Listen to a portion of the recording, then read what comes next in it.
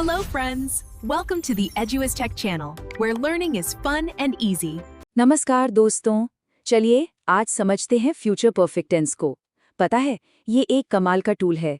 एक ऐसा टूल जो हमें भविष्य में होने वाली घटनाओं, मतलब हमारे जो लक्ष्य हैं, जो हमारी योजनाएं हैं, उनके बारे में एकदम सटीक तरीके से बात करने में मदद करता है। तो एक बहुत ही दिलचस्प सवाल से शुरू करते हैं। भाई, भविष्य के किसी काम के बारे में ऐसे कैसे बात की जाए जैसे कि वो पहले ही पूरा हो चुका हो? सुनने में थोड़ा अजीब लगता है ना, पर यही वो पहेली है जिसे फ्यूचर परफेक्ट टेंस सुलझाता है। और इसका जवाब है फ्यूचर परफेक्ट टेंस। देखिए, इसका इस्तेमाल उस काम के लिए होता है जो भविष्य में किसी खास समय या किसी डेडलाइन से पहले खत्म हो चुका होगा। यहाँ पर जो सबसे जरूरी शब्द है वो है पहले। आइए इसे कुछ उदाहरणों से समझते हैं तो बात एकदम साफ हो जाएगी। जैसे पहला वाक्य है, रात 8 बजे तक होमवर्क खत्म हो चुका होगा, और दूसरा, सुबह 10 बजे से पहले ऑफिस पहुंच चुके होंगे। देखिए, दोनों में ही काम भविष्य के एक तय समय से पहले पूरा हो रहा है। तो फिर इसका सीक्रेट फॉर्मूला क्या है? अरे, ये तो बहुत ही आसान है।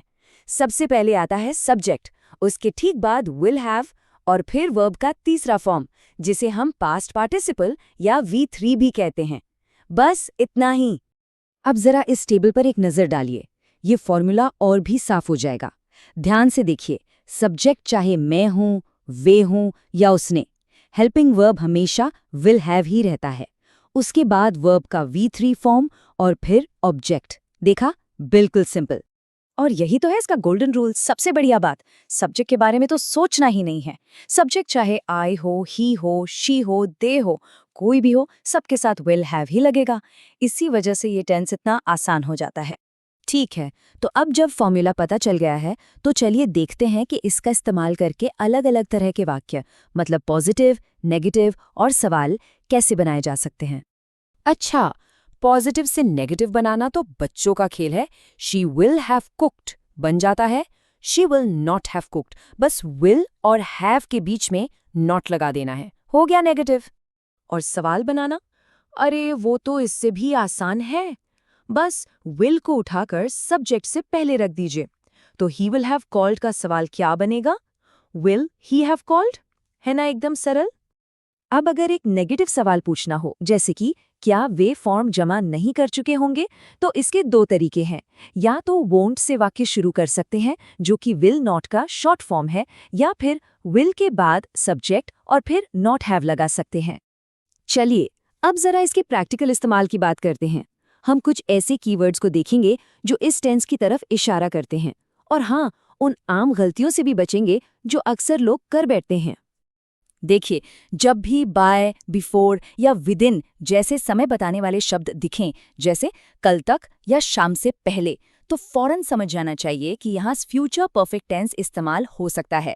ये शब्द एक डेडलाइन का सिग्नल देते हैं। अब इस स्लाइड पर खास ध्यान देने की जरूरत है। ये दो सबसे कॉमन गलतियां हैं। पहली, विल के साथ कभी भी हैज नहीं आता, हमेशा हैव ही आता है।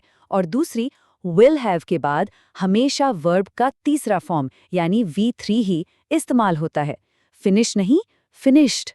तो चलिए अब एक छोटी सी चुनौती हो जाए, इस वाक्य को पूरा करना है।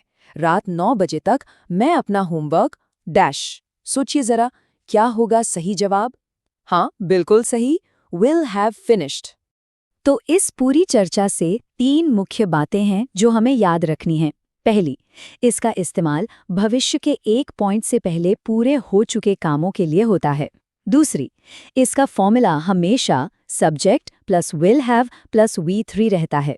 और तीसरी, हैज या वर्ब के गलत फॉर्म जैसी आम गलतियों से बचना है।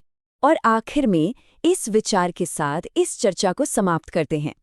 ये जो वाक्य स्लाइड पर है, ये खुद फ्यूचर परफेक्ट टेंस का एक बेहतरीन उदाहरण है, और हमें पूरा यकीन है कि अगले हफ्ते इसी समय तक सब लोग इस टेंस का इस्तेमाल बिल्कुल आसानी से कर चुके होंगे।